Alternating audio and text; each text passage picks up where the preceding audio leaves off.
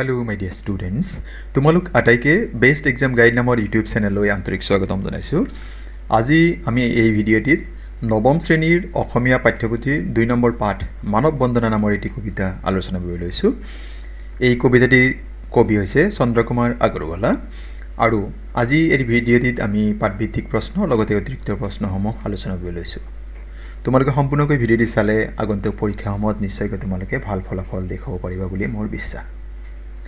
আহচোন বাৰু আজি প্ৰথমতে আমি পাঠভিত্তিক প্ৰশ্নখিনি জানি লওঁ আৰু পাঠভিত্তিক প্ৰশ্নসমূহ পৃষ্ঠা নম্বৰ 8 আৰু 9 দিয়া আছে। তাৰ প্ৰথম প্ৰশ্ন এনেকৈ দিয়া আছে, চমু উত্তৰ লিখা, মানুহেই পৰাৎপৰ বোলা কথাষাৰৰ অৰ্থ কি? ইয়াৰ উত্তৰটি এনেকৈ হ'ব, মানুহেই পৰাৎপৰ কথাষাৰৰ দ্বাৰা কবিয়ে বুজাব বিচাৰিছে যে জীৱ হিচাপে মানুহ সকলোতকৈ শ্ৰেষ্ঠ, পৰম সত্য, মানুহৰ ওপৰত আন কোনো শ্ৰেষ্ঠ জীৱ নাই। এইখিনি লিখিলে উত্তৰটি সম্পূৰ্ণ হ'ব। পৰৱৰ্তী প্ৰশ্ন, মানুহক ময়াপী জীৱ বোলাৰ অৰ্থ কি? ইয়াৰ উত্তৰটি এনেকৈ হ'ব, এইখন পৃথিৱীত মানুহৰ আগমন আৰু গমন এটা চিৰন্তন গতি, অৰ্থাৎ মানুহৰ জন্ম আৰু মৃত্যু চিৰসত্য। ই যেন এক প্ৰকাৰৰ মায়া সদৃশ, মানুহে পৃথিৱীৰ মোহ এৰিব নোৱাৰি এইখন পৃথিৱীলৈ পুনঃ জন্ম লৈ আহি থাকে, সেয়েহে মানুহক ময়াপী জীৱ বুলি কৈছে। পৰৱৰ্তী প্ৰশ্ন, পাদ্য অৰ্ঘ্য লৈ মানুহক পূজা কৰাৰ অৰ্থ কি? ইয়াৰ উত্তৰটি এনেকৈ হ'ব, কবিৰ মতে মানুহ দেৱতাতকৈ শ্ৰেষ্ঠ। কবিৰ মতে মানুহক এৰি আন কোনো দেৱতাক পূজা কৰাৰ কোনো কাৰণ থাকিব নোৱাৰে, সেয়ে পাদ্য অৰ্ঘ্য পূজাৰ সকলো উপকৰণ লৈ মানুহকহে মানুহে পূজা কৰা উচিত। কথাফাকিৰ জৰিয়তে কবিয়ে মানুহৰ শ্ৰেষ্ঠত্ব প্ৰতিপন্ন কৰিব বিচাৰিছে। এইখিনি লিখিলে আমাৰ এই প্ৰশ্নটিৰ উত্তৰ সম্পূৰ্ণ হ'ব। দ্বিতীয় প্ৰশ্ন, মানৱ বন্দনা কবিতাটিৰ সাৰাংশ তোমাৰ নিজৰ কথাৰে বিৱৰি লিখা।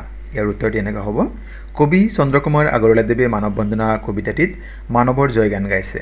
কবিয়ে কৈছে মানুহে বাৰে বাৰে জন্ম লৈ এই পৃথিৱীলৈ ঘূৰি আহে, মানুহৰ আগমন আৰু গমন এক চিৰন্তন প্ৰক্ৰিয়া। মানুহ যেন এই পৃথিৱীখনৰ মায়াত বন্দী এক জীৱ, সেয়েহে কবিয়ে এই মানৱী জীৱনটোৰ মানুহৰ কল্যাণৰ হকে উৎসৰ্গা কৰিবলৈ কৈছে। কাৰণ মানুহে মানুহৰ অবিহনে জীয়াই থাকিব নোৱাৰে, মানুহেই মানুহৰ পৰম বন্ধু। এতেকে মানুহৰ কল্যাণ সাধন কৰাটোৱে হৈছে প্ৰকৃত ধৰ্ম। জীৱশ্ৰেষ্ঠ মানৱে নিজৰ মানৱীয় কৰ্মৰাজিৰে এই পৃথিৱীখনক স্বৰ্গতকৈ অধিক সুন্দৰ কৰি তোলাটো কবিয়ে কামনা কৰিছে। কবিৰ মতে মানুহ নৰৰূপী ভগৱান, এই নৰৰূপী ভগৱানৰ সেৱা কৰা মানুহৰ প্ৰথম কৰ্তব্য, সেয়েহে কবিয়ে পাদ্য অৰ্ঘ্য লৈ মানুহক পূজা কৰিবলৈ কৈছে। এইখিনি লিখিলে আমাৰ এই কবিতাটিৰ সাৰাংশ সম্পূৰ্ণ হ'ব। পৰৱৰ্তী প্ৰশ্ন, এই যে পৃথিৱী স্বৰ্গতো অধিক মানুহৰ নিজাপী ঘৰ কথাষাৰৰ অৰ্থ বুজাই লিখা। ইয়াৰ উত্তৰটি এনেকৈ হ'ব, মানুহৰ নিজাপী বুলি কবিয়ে পৃথিৱীখনৰ কথাকে বুজাইছে। মানুহৰ লগ সংগ আদি বিভিন্ন ৰূপত সততে লগ পাওঁ। এইখন পৃথিৱীত মানুহ শ্ৰেষ্ঠতকৈ শ্ৰেষ্ঠ, পৰম সত্য, সেই শ্ৰেষ্ঠতম মানুহৰ নিজা বাসভূমি হৈছে এইখন পৃথিৱী। কল্পনাৰ স্বৰ্গ আছেনে নাই কোনেও নাজানে, কিন্তু আমি বাস্তৱত লগ পোৱা মানুহৰ বাসভূমি এই বাস্তৱ পৃথিৱী স্বৰ্গতকৈ শ্ৰেষ্ঠ, পৰম পুণ্যৰ স্থল। এইখিনি লিখিলে আমাৰ ইয়াৰ উত্তৰ হৈ যাব। পৰৱৰ্তী প্ৰশ্ন, তাৎপৰ্য ব্যাখ্যা কৰা। ইয়াতে দুটা আছে, ক আৰু খ। কত দি আছে, মানৱী জনম দিয়া উটুৱাই মানৱী কৰম হতে, মানুহৰ মৰম বুজিবা মানুহে ধৰম যে মৰমতে। আৰু খত দি আছে, মানুহেই দেৱ মানুহেই হ'ব মানুহ বিনে নাই কেৱ, কৰা কৰা পূজা পাদ্য অৰ্ঘ্য লৈ জয় জয় জয় মানৱ দেৱ। আমি প্ৰথমতে ক অংশ যিটো আছে তাৰ উত্তৰখিনি আমি তাৎপৰ্য ব্যাখ্যা কৰিম। ক অংশৰ উত্তৰটি হ'ব, উক্ত কবিতাফাকি আমাৰ পাঠ্যপুথিৰ অন্তৰ্গত কবি চন্দ্ৰকুমাৰ আগৰৱালাদেৱৰ মানৱ বন্দনা নামৰ কবিতাটিৰ পৰা তুলি লোৱা হৈছে। মানুহৰ পাৰস্পৰিক মৰম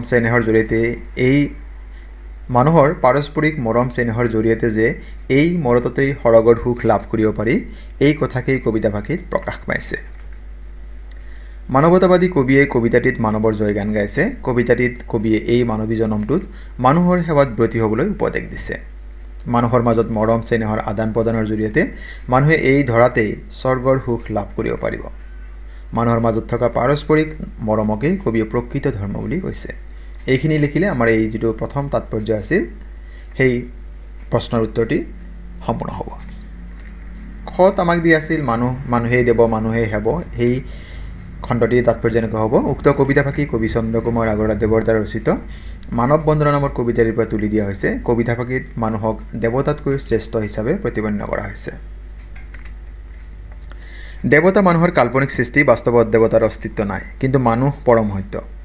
কল্পনাৰ দেৱতাক পূজা কৰিলে সেই পূজা দেৱতাই পায় নে নাপায় কোনেও নাজানে, কিন্তু মানুহক পূজা সেৱা কৰিলে মানৱ জাতিৰ উপকাৰ হয়। সেয়েহে মানুহেই দেৱতা আৰু মানুহেই প্ৰকৃতিত সেৱাৰ যোগ্য।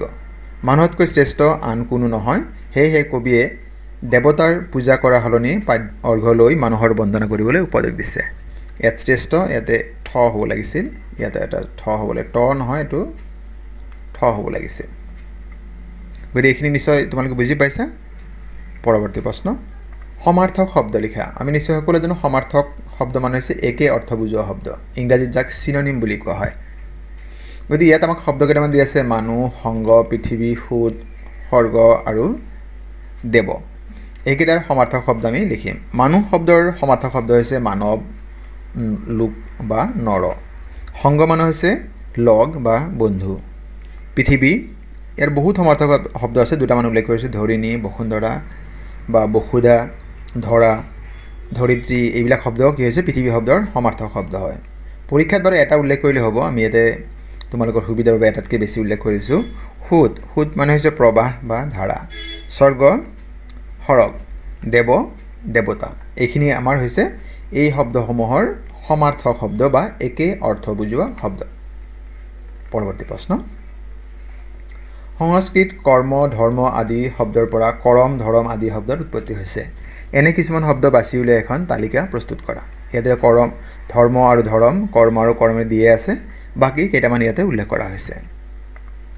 যেনেকৈ মৰ্ত, মৰ্ত মানে হৈছে মৰদ, ৰত্ন, ৰতন, দেৱ, দেৱতা, স্বাদ, সোৱাদ। গতিকে এইখিনি হৈছে আমাৰ এই প্ৰশ্ন নম্বৰ 6ৰ উত্তৰ। এতিয়া এইখিনি আমাৰ অতিৰিক্ত প্ৰশ্ন আৰু তাৰ উত্তৰসমূহ আমি ইয়াত আলোচনা কৰিম। প্ৰথম প্ৰশ্ন দি আছে, মানৱ বন্দনা নামৰ কবিতাটি কোনে ৰচনা কৰিছে? আমি নিশ্চয় উত্তৰটি জানো, সেয়া হৈছে চন্দ্ৰকুমাৰ আগৰৱালা। চন্দ্ৰকুমাৰ আগৰৱালাক কি নামেৰে জনা যায়? ইয়াৰ উত্তৰটি হ'ব প্ৰতিমাৰ খনিকৰ নামেৰে জনা যায়। অসমৰ বিভিন্ন লেখক লেখিকা বা যিখিনি কবি, তেওঁলোকক বিভিন্ন নামেৰে জনা যায়। যেনেকৈ লক্ষ্মীনাথ বেজবৰুৱা, তেখেতক আমি ৰসৰাজ নামেৰে জানো, সাহিত্যৰথী নামেৰে জানো। একেদৰে চন্দ্ৰকুমাৰ আগৰৱালা, তেখেতক প্ৰতিমাৰ খনিকৰ বুলি জনা যায়। পৰৱৰ্তী প্ৰশ্ন, চন্দ্ৰকুমাৰ আগৰৱালাই সম্পাদনা কৰা দুখন আলোচনীৰ নাম লিখা। তাৰে এখন আছিল জোনাকী আৰু আনখন হৈছে সাদিনীয়া অসমীয়া। চন্দ্ৰকুমাৰ আগৰৱালা কোন যুগৰ শ্ৰেষ্ঠ কবি? ইয়াৰ উত্তৰটো হৈছে ৰোমান্টিক যুগৰ শ্ৰেষ্ঠ কবি। পৰৱৰ্তী প্ৰশ্ন, চন্দ্ৰকুমাৰ আগৰৱালাই ৰচনা কৰা দুখন কবিতা পুথিৰ নাম লিখা। এখন হৈছে প্ৰতিমা আৰু দ্বিতীয়খন হৈছে বিন বৰাগী। পৰৱৰ্তী প্ৰশ্ন, জোনাকী যুগৰ ত্ৰিমূৰ্তি বুলিলে কোন তিনিজন ব্যক্তিক বুজায়? ইয়াৰে এজন হৈছে চন্দ্ৰকুমাৰ আগৰৱালা, এজন হৈছে ৰসৰাজ লক্ষ্মীনাথ বেজবৰুৱা আৰু হেমচন্দ্ৰ গোস্বামী। এই তিনিগৰাকী ব্যক্তিক জোনাকী যুগৰ ত্ৰিমূৰ্তি বুলি কোৱা হয়। পৰৱৰ্তী প্ৰশ্ন, মানৱ বন্দনা কবিতাটিত কবিয়ে কাক ময়াপী জীৱ বুলি কৈছে? ইয়াৰ উত্তৰটি হ'ব মানুহক ময়াপী জীৱ বুলি কবিয়ে কৈছে। মানৱ বন্দনা কবিতাটিত কবিয়ে কাৰ শ্ৰেষ্ঠত্ব প্ৰতিপন্ন কৰিছে? মানৱ বন্দনা কবিতাটিত কবিয়ে মানুহৰ শ্ৰেষ্ঠত্ব প্ৰতিপন্ন কৰিছে। মৰমৰ ছাত্ৰ ছাত্ৰীসকল, এইখিনি আছিল আজিৰ প্ৰশ্ন উত্তৰ। তোমালোকে আজিৰ প্ৰশ্ন উত্তৰ কেনেকুৱা পালা? যদি কিবা অসুবিধা পাইছা আমাক জনাবা। আশা কৰোঁ তোমালোকে ভাল পাইছা আৰু পৰৱৰ্তী ভিডিঅ'টো তোমালোকে কোনটো বিষয়ৰ কোনটো লেচন বিচাৰিছা আমাক কমেণ্ট যোগে জনাবা। মৰমৰ ছাত্ৰ ছাত্ৰীসকল, তোমালোকে বিনম্ৰ অনুৰোধ, যদি প্ৰথমবাৰৰ বাবে আমাৰ চেনেল চাই আছা, আমাৰ চেনেলৰ বিষয়বস্তু আৰু ইয়াৰ উপস্থাপন তোমালোকে ভাল পাইছা, তেন্তে আমাৰ চেনেলটি ছাবস্ক্ৰাইব কৰি ল'বা আৰু ভিডিঅ'সমূহ তোমালোকৰ বন্ধুবৰ্গৰ সৈতে শ্বেয়াৰ কৰিবা। আৰু আজিৰ ভিডিঅ'টি সম্পূৰ্ণকৈ চোৱাৰ বাবে তোমালোকক জনাইছোঁ অশেষ অশেষ ধন্যবাদ।